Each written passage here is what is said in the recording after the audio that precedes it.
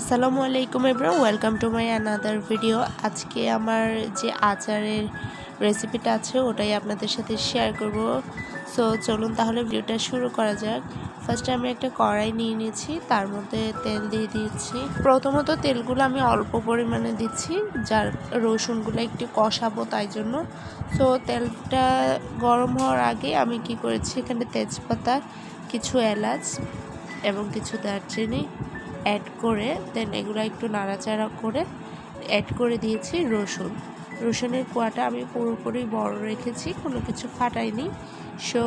So add করার পর আমার তেলটা যখন গরম হয়ে এসেছে, সো তখনই আমি অনেকগুলো তেল আবারও অ্যাড করে দিয়েছি। তারপরে অ্যাড করছি হলুদের গুঁড়া 2 চামচ এবং 2 চামচ পরিমাণ মরিচের গুঁড়ো। সো এটাকে এখন ভালো করে নেড়ে চেড়ে কষিয়ে নিব। এরপর এটা যখন গরম হয়ে আসবে, যে ফেনা হয়ে এসেছে যেহেতু সরিষা তেল, দেন অ্যাড করে দিচ্ছি আমি রসুন বাটা। কোনো পেঁয়াজ বাটা টাটা না, জাস্ট এখানে পুরোপুরি রসুন বাটা দিয়েছি 3 টেবিল চামচের পুরোপুরি ভরা ভরা করে। আমি যেহেতু আজকে 5 কেজি পরিমাণ আচারের রেসিপিটা দিচ্ছি, 5 কেজি পরিমাণ আচার সেদিন আমি বানিয়েছিলাম। সো দেন এটাকে ভালোভাবে নাড়ছি, যেহেতু তেলটা উঠে আসছে গরম হয়ে। সরিষার তেলটা অনেক খাঁটি ছিল, আসলে খাঁটি সরিষার তেলটাই এভাবে হয়ে ওঠে। এরপর অ্যাড করে দিচ্ছি সরিষা বাটা। এটার পরিমাণ আসলে বেশি দিলেও সমস্যা নেই, গ্রেভিটা অনেক বেশি হবে। সো দিয়ে দিয়েছি এবং এটা এখন অনবরত ভালোভাবে নাড়তে থাকতে হবে, যাতে মিশ্রণটা একদম তেলের সাথে মিশে যায়। অনেক ভালো করে নেড়ে চেড়ে এটাকে কষাতে হবে। দেন কষানোর পর আমরা এখানে আমগুলো অ্যাড করব। এটা অনেক সময় ধরে করতে হবে, আমি ফাস্ট ফরওয়ার্ড করে দিয়েছি, না হয় ভিডিওটা অনেক বেশি লং হয়ে যাবে তার জন্য। এখন আমি এখানে লবণও অ্যাড করে দিব একসাথে। সো এটাকে ভালোভাবে কষানোর পর আমি এখানে 2 টেবিল চামচ মতো লবণ অ্যাড করে দিয়েছি। সো এটা একটু টেস্ট করে দেখতে পারেন, কে কতটুকু কম খান বেশি খান, এগুলো আসলে টেস্টের সাথে। সো দেন অ্যাড করে দিব এখন আমগুলা। এখানে আমি আমটাকে জাস্ট কেটে 4 ভাগ করে একটা আমকে ভালো করে হলুদ মরিচ দিয়ে ধুয়ে একটা ফ্যানের নিচে শুকাতে দিয়ে দিয়েছি। পানিটা একদম শুকিয়ে ফেলতে হবে আম থেকে। চাইলে আপনারা রোদে দিয়েও একটু শুকিয়ে নিতে পারেন, যাতে পানিটা একটু শুষে নেয়, শুকনো টাইপের থাকে আমগুলো।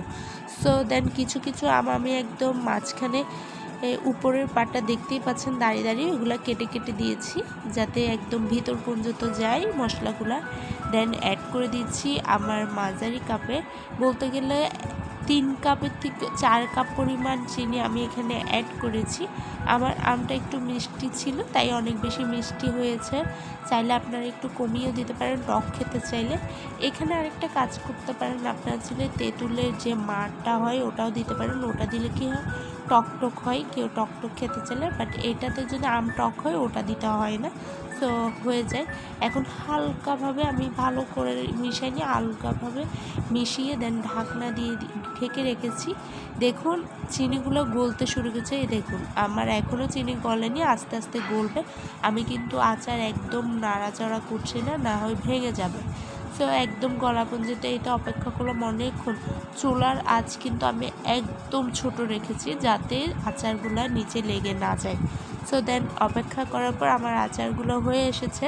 ওই চুলা থেকে নামিয়ে রেখেছি আমি আচারগুলো। দেন একটা কড়াই নিয়ে নিয়েছি, তাতে কিছু রসুনের কোয়া এবং শুকনো মরিচ, লাল শুকনো মরিচগুলো এগুলোকে টেলে নিচ্ছি।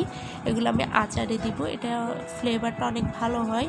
রসুনগুলো যখন আচারের ওই তেলটা দিয়ে গরম গরম ভাত দিয়ে মেখে খেতে বেশ মজা লাগে। দেন ওখানে অ্যাড করে দিয়েছি গোটা 5 ফোড়ন। দেন আমি আচারগুলো আবার চুলাতে দিয়ে একটু 5 ফোড়নের গুঁড়া 2 টেবিল চামচ দেন অ্যাড করে দিয়েছি একটু আলতো হাতে। আমি দেখুন নাড়ছি, কিন্তু আলতো আলতো উপর থেকে নেড়ে দিচ্ছি, জাস্ট মিশিয়ে নিচ্ছি যাতে আচারগুলো ভেঙে না যায়। সো এখন আমি ওই যে রসুন মরিচগুলো সবগুলো অ্যাড করে দেবো, চুলা অফ করে দিব। দেন এই যে অ্যাড করে দিয়েছি আমি, ওটা আর ক্লিপ নেওয়া হয়নি। সো আজকের ভিডিওটা কেমন লেগেছে অবশ্যই কিন্তু কমেন্ট করে জানাতে ভুলবেন না।